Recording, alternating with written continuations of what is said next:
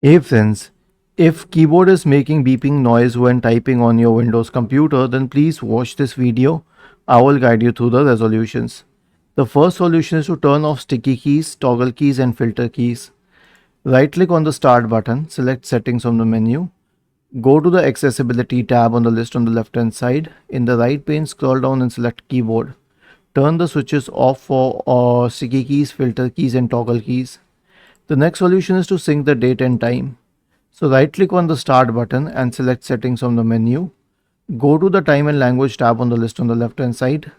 Select date and time in the right pane and turn all these three switches off for set time automatically, set time zone automatically and show time, and click on sync now. Now wait till we get a tick here.